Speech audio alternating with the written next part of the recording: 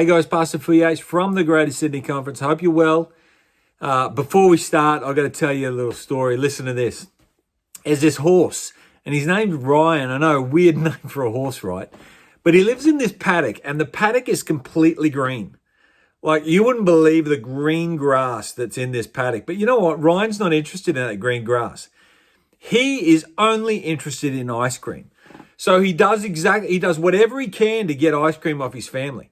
He'll just say no to food, and he'll just go hungry and just, become skinny, and he'll do anything he can to get ice cream. So one day he's been practicing jumping, and he's just jumping and jumping and jumping. And he's jumping to the point where he thinks, now I can go and clear that fence down near the road. So he's running one day, he's going down the road. He goes, you know what? I feel like I've got the speed. I feel like I've got the energy. I feel like I've got the bounce. And he comes up to this fence and he actually goes for it. And he comes and he jumps and his front legs actually make it over the fence. And his back legs are following, and his back legs just tip the back of the fence. But you know what? They land and bang, he's out. And he can't believe it. He's free. Well, he starts running down the road as fast as he can. And where's he going? He's going to the ice cream shop. There's a local ice cream shop, and he knows exactly where he is, and he's sprinting down the road. Everyone's clearing out of the way. Traffic's bimping on their horns, and buses are going, where are you going? What are you doing? Who's in control? There's a reckless horse on the road, and he's running down the road, and he walks into this ice cream shop. Wouldn't believe it. Everyone's bailing out of the shop because they're thinking, what is this horse doing in this shop? And he walks up and he looks the owner direct in the eyes. And if he could speak, he can't speak because he's a horse. He'd speak, he'd go, I want ice cream. But the owner goes, excuse me, mate, why the long face? Today we are doing the storytelling honor. It's just going to be so much fun, guys. So what we're going to do is we're going to get straight into it. The first thing you got to do, so you got to tell a story from 5 different categories. Those categories I'll give into you quick. Sacred history, church history, nature, character story, and object lesson. So we're going to cover those. We're going to go through them and kind of talk about what they are. But you've got to tell a story from each one of those categories. Then you've got to tell a story to, kids under 5 for at least 3 minutes. You've got to tell a story to 10 to 12-year-olds for about 5 minutes and above, right? So do that. Let's talk about sacred history. Sacred history is obviously from the Bible. And, you want to tell a story from the Bible. You don't really know how to do that, then My Bible Friends is really cool. Uncle Arthur's Bedtime Stories can have some Bible stories in it, and they tell stories really well. So what you really got to do is set the scene. You're talking about Jesus, and I don't know, he's seen that fig tree. Remember that story?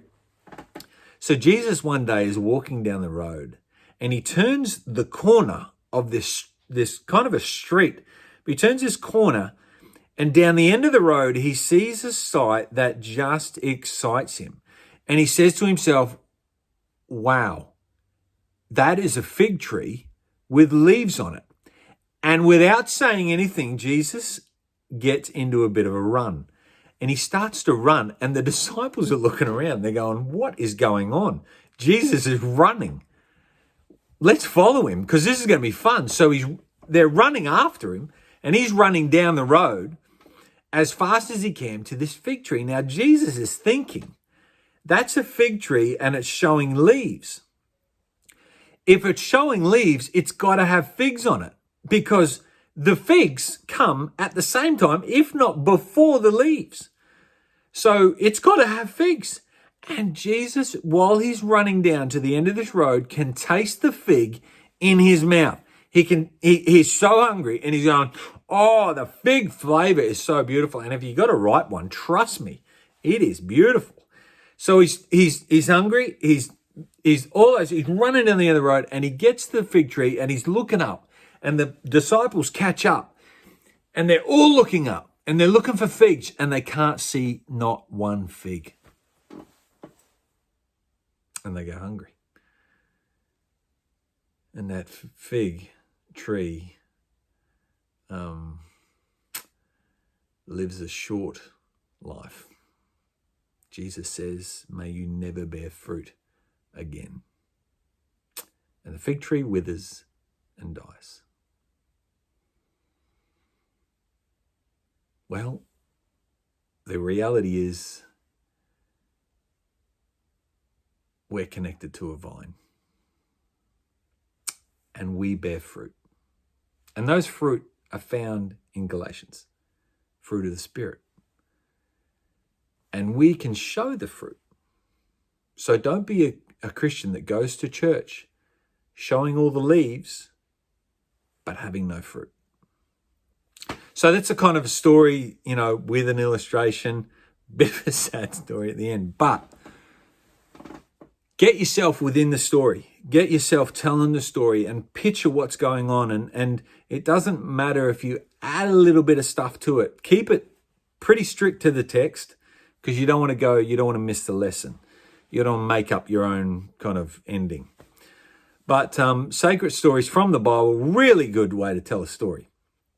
Church history, Paul Raschuti tells a really good church history story, especially for kids. Get a hold of his stuff and that'll kind of teach you how to do that. Nature, researching the life cycle of bees, penguins, ants, frogs. There's a frog in Alaska, or it's North America at least, that freezes itself over the winter and stops breathing.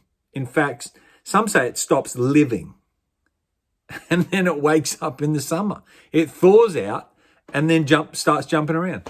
Unbelievable. So there's animals out there that actually, are really good for stories, really good for illustrations. Character story, a story about a famous person or a person of influence or a faithful person. Personal stories are really good because, people get caught up into it and they really learn the lesson. An object lesson with visual aids.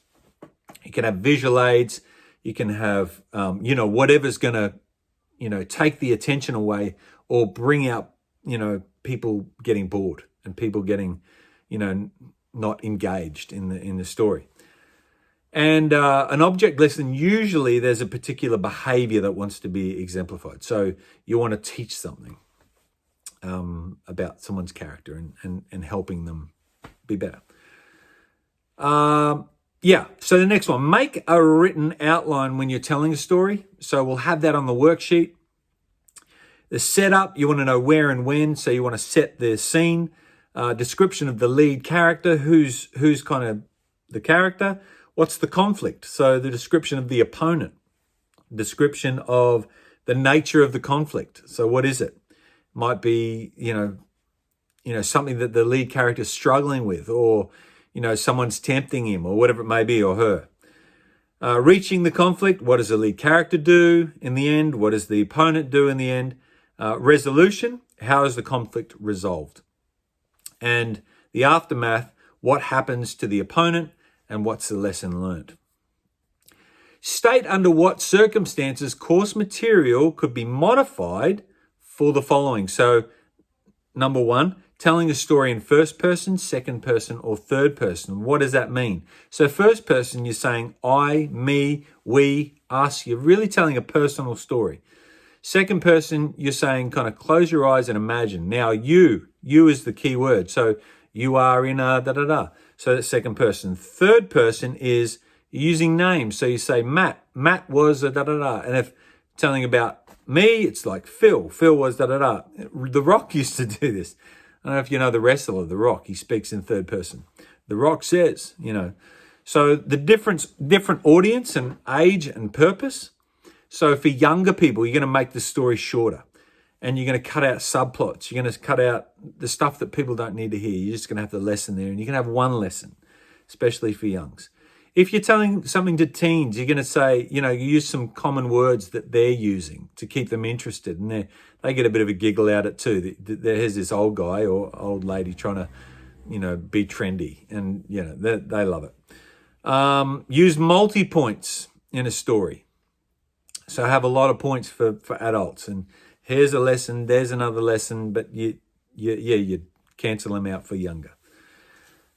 Making the story shorter. How do you do that? You cancel out, as we said, withhold information, skipping detail, and canceling out subplots. Making the story longer, add extra detail, add more description, and add side stories, but don't get too distracted from the main plot. Tell why the definite aim is necessary in telling a story. So if you don't have an aim, if you don't have a point, it's idle entertainment.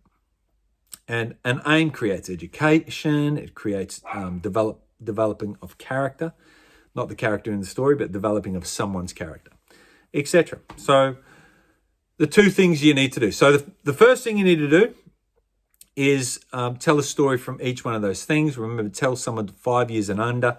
Tell someone a story 10 and 12, and 5 minutes. That first one's 3 minutes.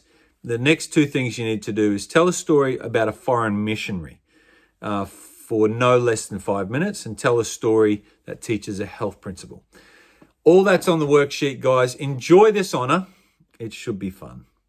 And telling stories is an art, so get into it, practice it, and if you can tell a good story, you can preach a good sermon. That's the bottom line. Enjoy, guys. See you.